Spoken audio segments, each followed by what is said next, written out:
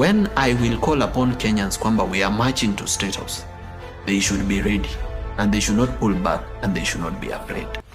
Hiyo watch ya Murkomen, hiyo belt yake ingekuwa nimeuza kitambo.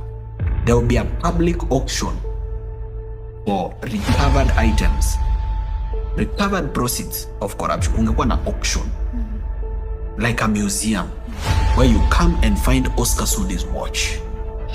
And you're like, wow. The problem that Kenyans are in, they are the only ones who can take themselves out of that problem. Hey, welcome back to my YouTube channel. I go by the name Romy Rolls on all social media platforms, as you can see on your screens right now. Thanks so much for clicking onto this video, and things are boiling up nicely so far, and it's beautiful to see young leaders coming up straight and strict, saying that when they clinch that seat, when they get that opportunity to run this country, they'll most definitely not have mercy for the people who have been engaging with corruption and impunitive type of leadership in this country, and that's what we want to see.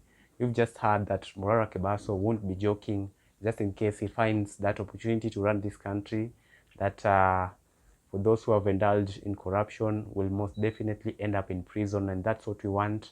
Once we change this country, once we achieve that revolution, and it will be of great support that we stay united and of course stay on track and on course, so that we can achieve that change come 2027 by election.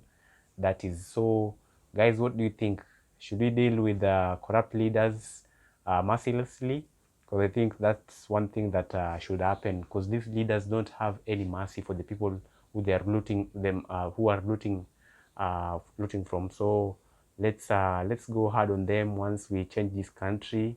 I would like to see Ruto in prison one day, and the likes of Kipchumba Murkomen and his conglomerate, and they have actually been named with the intelligence services from abroad, like America. They've even mentioned them names, in the likes of Sholei, Boss, and Kipchumba Murkomen, Kipchirchir, and William Ruto, and the rest. So we still have a big number to deal with in terms of getting these people who have dealt with corruption into prison. So guys, let me know what you think.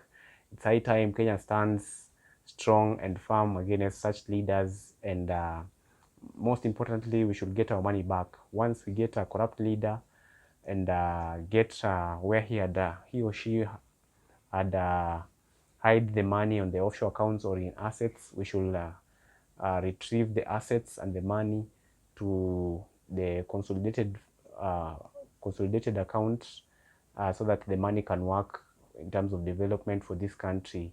And that would be the way forward, because I believe this country is so great. It's just that we have bad leaders without vision who go ahead and squander our money, and you know, we end up in this situation which we are in. Currently, Kenya is doing badly economically. People are really suffering. People are really crying in this bad economy. People are losing jobs.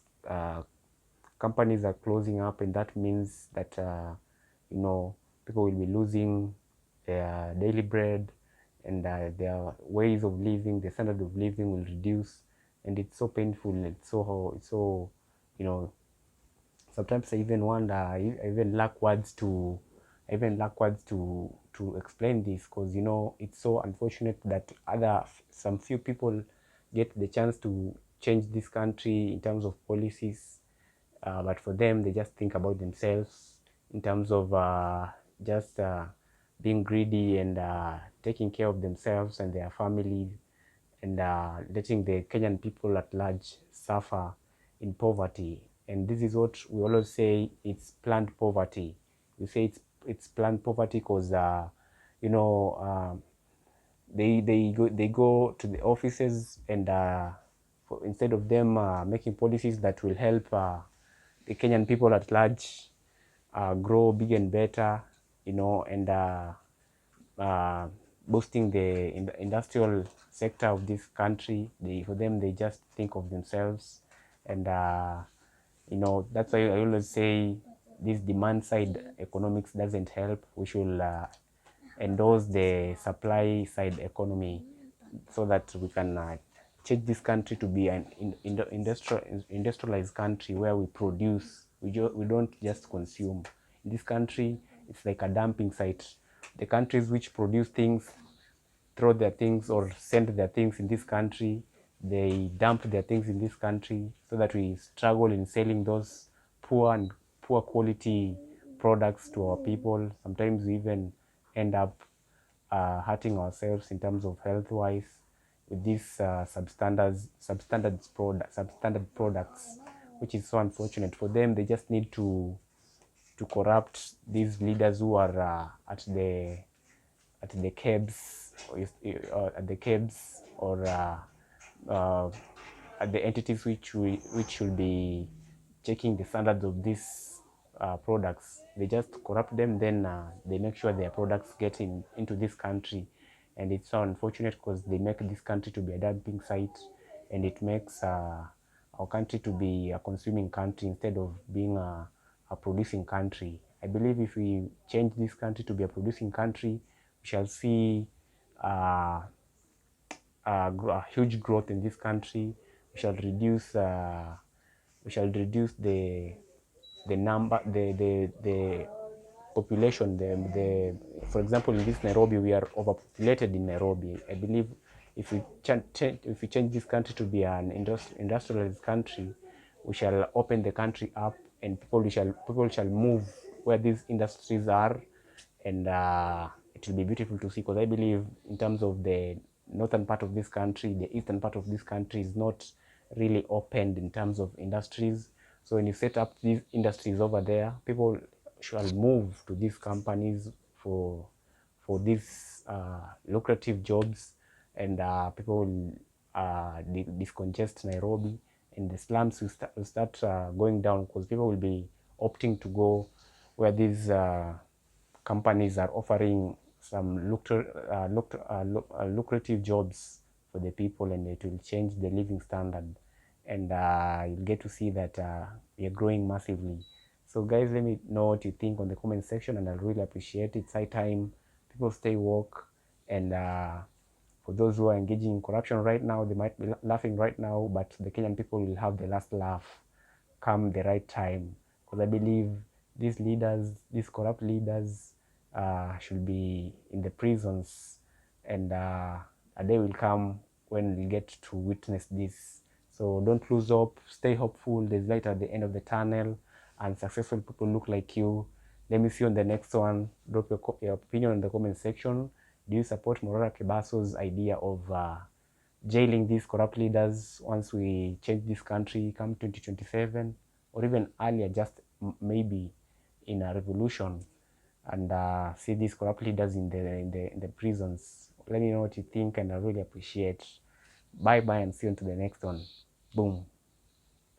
Mtu mwenye amjafund akiuliza pesa nilitumia kwenu nitarudisha namna gani? What do you answer him? For example, if we sit down with Ruto right now, and he tells you probably spent 25 billion to be president. Why would he spend 25 billion to be president, a seat which pays 2 million a month? Per year, that's 24 million. In 5 years, that's probably 100 and maybe 10 million. Why? Why would he? 120 million. Yet he spent 25 billion. How was he planning to recover it? Through theft. So no. If Sakaja sits you down and says he spent 400 million to be governor of Nairobi, yet in all the 5 years, the most he can be paid is 100 million. So why did he spend that much? Because he plans to recover it through theft. So that is the problem. The problem is in campaign financing. And I like Kenyans wanivumilie. Hata nikiitwa omba, niitwe bega, ni mimi I can assure Kenyans, as long as I have fuel, bana nitalala tu juu niko na usingizi. Otherwise naweza amka usiku nienda kuinject. Hata kwa giza. Kabisa. I will work tirelessly. Why? Not because I have resources. Of course, ningefanya biashara zangu na nikuwe tu sawa. Hata Khalif Kairo wakati kitu ilimshinda, alirudi kuuza magari. Akaenda kufanya shughuli yake. So everybody has something they can go back to. Hata Wakenya wenyewe, they have something they can go back to. Hata Kimuzi alikuwa huko abroad, alipoona hii kitu aimpeleki akanyamaza. Yes. Na akaingia. Amerix pia alikuanga na host spaces, akaona hii kitu haiendi mahali, akaanza kufunza watu reproductive health. Hey, men don't eat wheat, don't eat this. Ndio. Everybody has something they can go back to. Nasra can go back to doing podcasts. Everybody can go back to something. But I can tell you, mimi nyinyi ndio kuni. Mkiendelea kuweka, moto itaendelea kuchomeka. Because nitakuwa na nguvu ya kupigana. Lakini hata serikali pia wanangoja niishiwe. Wanasema aka Kamorara hawachana naye. It's a small boy. Resources will dry up, the boy will keep quiet by himself. And you know, not much can be done without resources. Yeah, very little. And this money has to come from somewhere. Now, what Kenyans need to understand is it is safe when this money comes from them. You are 100 bob, he's 500 bob, he's 200 bob, he's 1,000, he's 700. It is better when this money comes from Kenyans. But when it comes, let's say, from billionaires. Okay. Yeah? Let's say one billionaire funds us. Sometimes most of these people, and 90% of them, they fund you with an intention. They say, tutakupea pesa ufanye hii kitu, lakini utatufanyia hivi na hivi. If this money was coming from politicians, then I would be a project now. All I can tell Kenyans is, it is safe when you are the ones funding me. It is very safe. It is not safe when you are not the ones. So the day they stop, it's okay. I understand people are going through a lot. Not everybody can manage to spare something out of their, difficult life right now, with bills, with rent, with everything. You like me, why them a fight me. You like me, chewing a bomb and a bite it. You like me, chewing a bite it. Don't like power and you. When I trust them, evil them will post them. When I trust them, you find not touch them. When I trust them, go down and off them. In half of me say you must